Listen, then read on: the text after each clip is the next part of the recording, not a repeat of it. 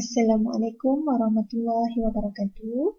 Baik, pelajar, hari ini kita akan sambung pelajaran Tasawuf Islam tingkatan 4, iaitu dalam tajuk pelajaran 7, tanggungjawab sebagai hamba dan khalifah Allah Subhanahu wa taala. Baik, sebelum cikgu mulakan dengan subtopik yang pertama, kita lihat dahulu apa kandungan standard pembelajaran yang ada di dalam tajuk ini. Yang pertama sekali adalah menyatakan konsep hamba dan khalifah Allah, menjelaskan tanggungjawab manusia sebagai hamba dan khalifah Allah Subhanahu wa taala, menilai kepentingan melaksanakan tanggungjawab manusia sebagai hamba dan khalifah Allah Subhanahu wa taala, mencadangkan tindakan yang sesuai untuk menyempurnakan tanggungjawab sebagai hamba dan khalifah Allah Subhanahu wa taala, serta melaksanakan tanggungjawab sebagai hamba dan khalifah Allah Subhanahu wa taala. Baik. Seterusnya kita lihat pada subtopik yang pertama, iaitu konsep hamba dan khalifah Allah Subhanahu wa taala. Dalam tajuk ini, pelajar perlu membezakanlah maksud di antara hamba dan juga khalifah. Apa itu hamba? Hamba ialah manusia yang mana sebagai hamba Allah Subhanahu wa taala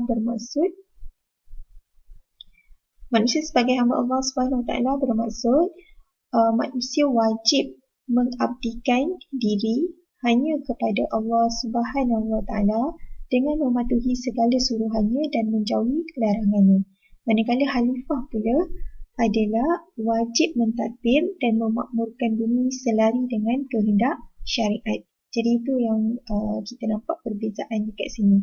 Kalau hamba itu adalah manusia wajib mengabdikan diri. Kita mendekatkan diri kepada Allah, mematuhi segala suruhan dia, menjauhi segala larangan. Kalau khalifah lebih kepada wajib dari segi mentadbir dan juga memakmurkan bumi. Baik, kemudian dalam tajuk ini juga kita akan lihat hubungan hamba dan khalifah Allah. Okey, yang pertama sekali, hakikat manusia sebagai hamba Allah Subhanahu wa taala bukanlah satu penghinaan, sebaliknya satu kemuliaan. Yang kedua, keistimewaan manusia sebagai hamba dan khalifah Allah Subhanahu wa taala ialah anugerah dan amanah yang tidak dimiliki oleh makhluk lain, serta hubungan hamba dan khalifah Allah Subhanahu wa taala dapat dijemakan dengan konsep penyerahan diri kepada Allah Subhanahu wa taala dalam akidah, syariat dan akhlak. Ini yang kita diperjelaskan di dalam hubungan antara hamba dengan khalifah tadi. Okey, ketiga-tiga ini menunjukkan bahawa kedudukan hamba dan khalifah ini adalah satu anugerah yang diberikan oleh Allah Subhanahu wa taala. Okey, yang mana banyak kelebihan dan juga membezakan dengan makhluk-makhluk lain. Okey, itu hubungan hamba dengan khalifah. Kemudian kita lihat tujuan penciptaan manusia. Okey, kenapa diciptakan manusia? Adalah disebabkan yang pertama untuk mengabdikan diri kepada Allah Subhanahu wa taala, dan yang kedua memakmurkan bumi Allah Subhanahu wa taala berdasarkan syariat Allah Subhanahu wa taala. Jadi ada dua tujuan kenapa manusia ini diciptakan. Satu, untuk kita ni dekat dengan Allah, kita mengabdikan diri kepada Allah, dan juga kita memakmurkan bumi Allah. Sebab tu kita ada nampak daripada maksud hamba dan juga khalifah tadi. Jadi dua ini kena jalan secara seiringlah bersama-sama. Kita mendekatkan diri dengan Allah, dalam masa yang sama kita juga memakmurkan bumi Allah. Okay. Kemudian dalam tajuk ini kita diperjelaskan dengan tanggungjawab manusia sebagai hamba dan khalifah Allah. Baik, dalam tanggungjawab ini menyentuh kepada beberapa aspek, iaitu tanggungjawab kepada Allah dan Rasul, tanggungjawab sesama manusia, serta tanggungjawab dalam alam. Kita lihat yang pertama sekali, tanggungjawab manusia sebagai hamba dan khalifah Allah dari sudut apa tanggungjawab kita kepada Allah dan juga Rasul. Menyembah Allah yang Maha Esa tanpa mensyirikkannya, mematuhi segala perintah Allah, bersyukur atas nikmat Allah dan sentiasa mengingatinya dengan zikrullah, serta berselawat dan meneladani sunnah Rasulullah SAW. So ini adalah kaedah cara kita untuk tunjuk rasa tanggungjawab kita kepada Allah dan Rasul. Macam mana pula tanggungjawab kita sesama manusia? So antaranya adalah menjalin hubungan silaturahim sesama manusia, memelihara hak sesama manusia seperti memelihara hak jiran. Okey, tidak bolehlah kita nak pentingkan diri sendiri. Jadi kita kena ambil tahu bagaimana keadaan masyarakat sekeliling. Sekiranya perlu bantuan, jadi kita perlu membantu mereka. Kemudian mengamalkan nilai murni dalam masyarakat dengan konsep amal makruf nahi mungkar.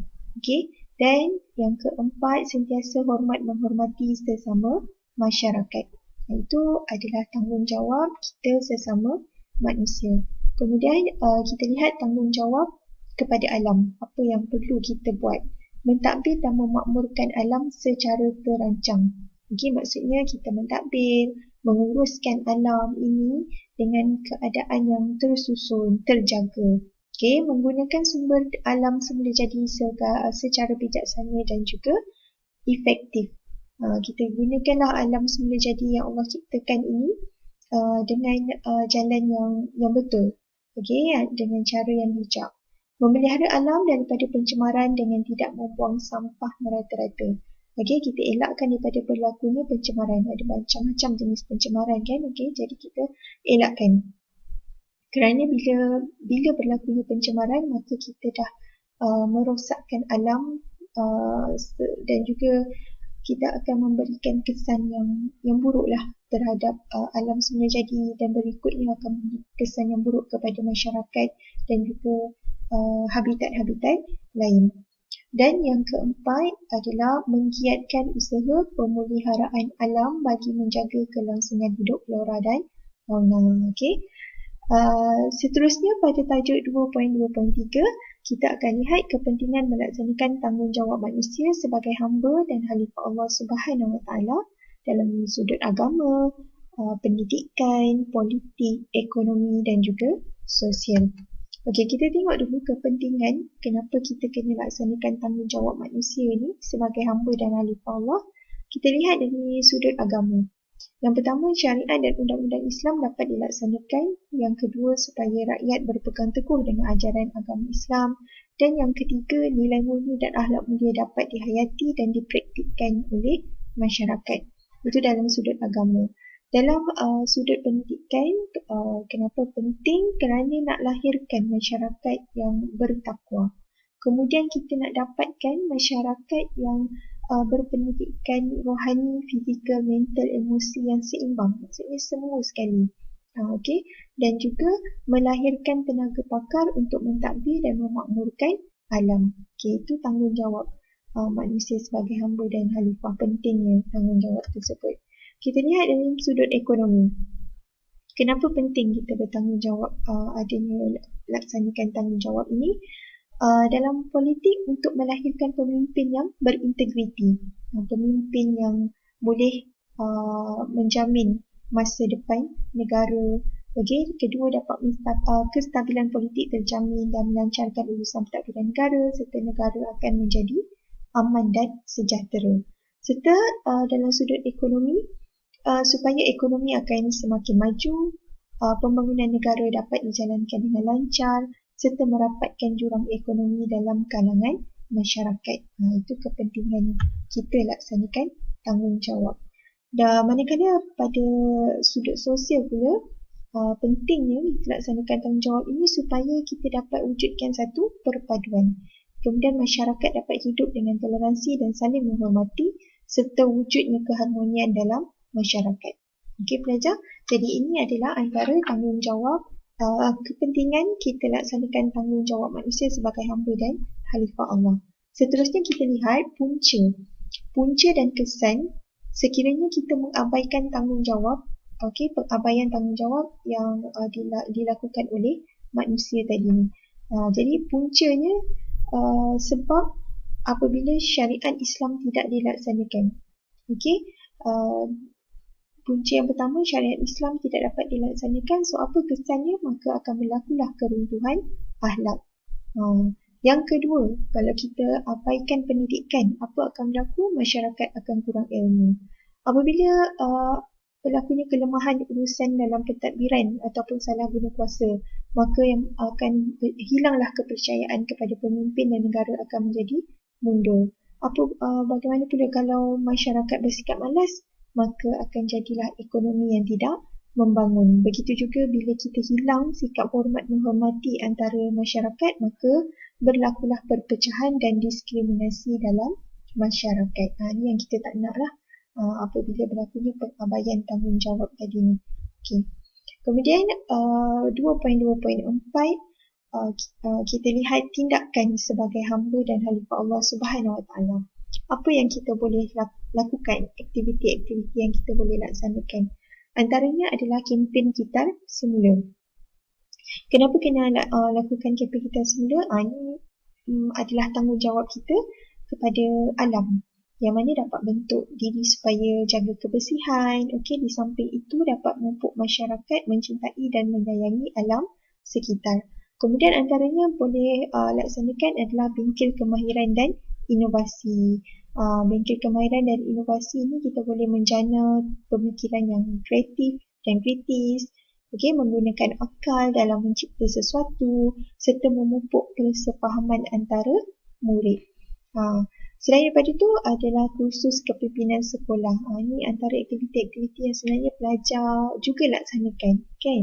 Kita ada kursus kepimpinan sekolah untuk melatih jadi pemimpin yang baik dan juga mengamalkan amar makruf nahi mungkar. Serta aktiviti yang seterusnya, yang tindakan yang kita boleh buat, boleh juga laksanakan kem jati diri. Untuk apa? Tujuannya adalah untuk bentuk keyakinan diri dan kekuatan rohani serta memberi kesedaran tentang manusia sebagai hamba dan khalifah Allah Subhanahu Wa Taala. Jadi ini antara beberapa tindakan kita lah sebagai hamba dan khalifah Allah yang mana kita laksanakan bersesuaian dengan kehidupan dengan sekeliling kita.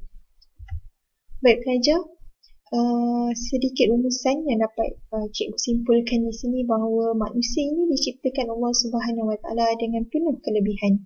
Sebagai manusia kita perlu sentiasa mengabdikan diri kepadanya, tanda kita bersyukur kepadanya dan melaksanakan tanggungjawab sebagai hamba dan khalifah dengan sebaiknya.